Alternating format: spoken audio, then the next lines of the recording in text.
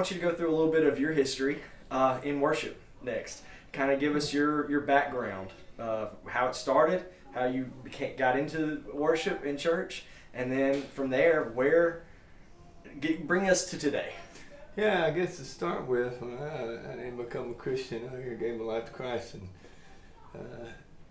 1991. 91. And I was, I did secular music, so I started playing. Pastor had asked me to give him a testimony, and of course, guitar was always with me, and so I didn't know any Christian songs that I could sing and play at the same time, so I wrote a song. Oh, and nice. Kind of copied a song. Oh yeah. And I flipped it understand. and did that on a Saturday and did it on Sunday morning. So that's back when I was younger. I could remember a little bit better than I do now. But and that's how it started. And it was going around giving testimony one night. Then as time went on, we went to the hymn book wars. Yes. At that period in time. The great hymn book wars. Yes.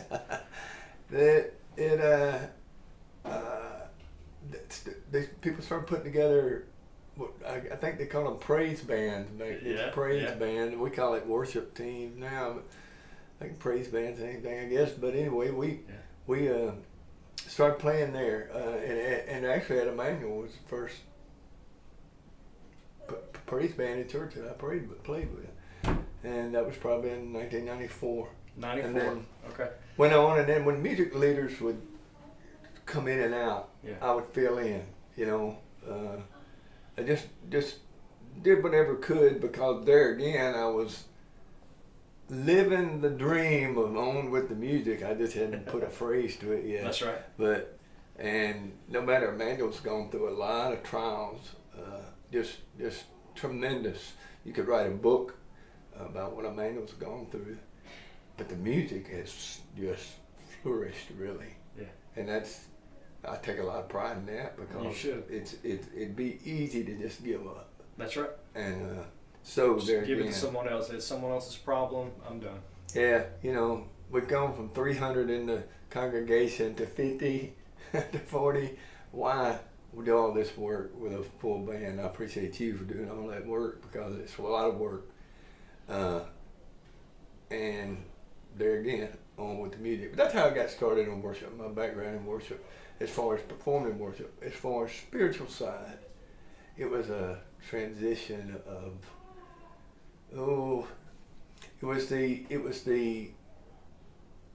you learn and go, and you try to learn that, okay, I'm not performing.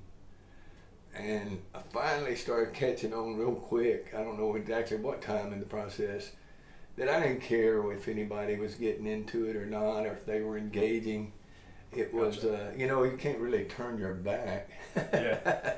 Sometimes it's tempting when the congregation, for anybody that listens to this, you sit in the congregation, at least act like the band feeds off that sometimes, but I try not to, because it can drag you down, especially when you've already had a bad morning. Satan's whooping on the worship leader, and he's got 1,000 things going through his mind a second.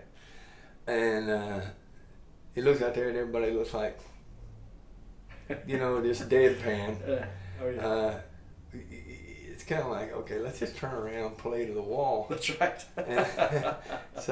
But then you got to remember, you're not playing for them, that we're leading worship. Absolutely. And we need to be ready to lead. You try to have the mindset of, whether there's a congregation out there or not, we're still going to be doing this exact same thing. It's kind of like, I picture when the band starts, when we start and we throw all the mechanics and all to the wind and say, okay, Holy Spirit, you take it. And that's another part of the worship.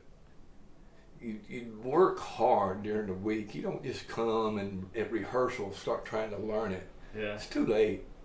And you're not bringing something of worth to the plate, because you hadn't put any work into it. And I like to use the threshing floor when King David messed up and he was going to offer sacrifice to God, and this guy, I forget his name, said, man, I didn't know you was doing an offering. I'll give you the threshing floor to do it, the burnt offering. You don't got to pay me. And King David said, I will not offer a sacrifice to my king that costs me nothing. it's always stuck with me, and I kind of have run that over into the band part, and for me, it's all right, Dave.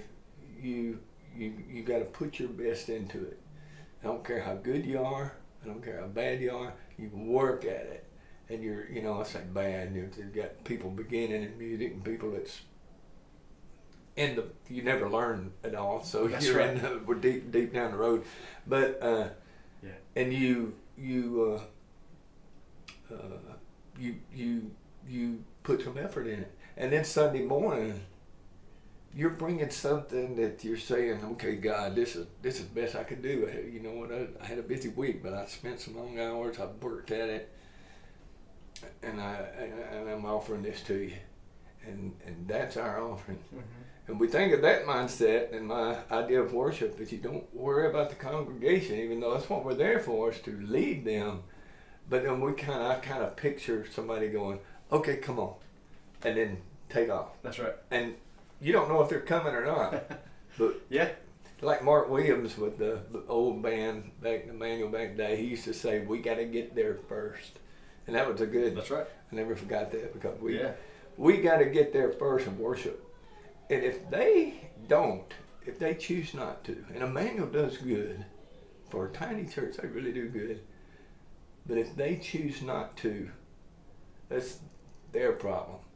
We need to come away from there saying, man, I could almost see the feet of Jesus. Yeah.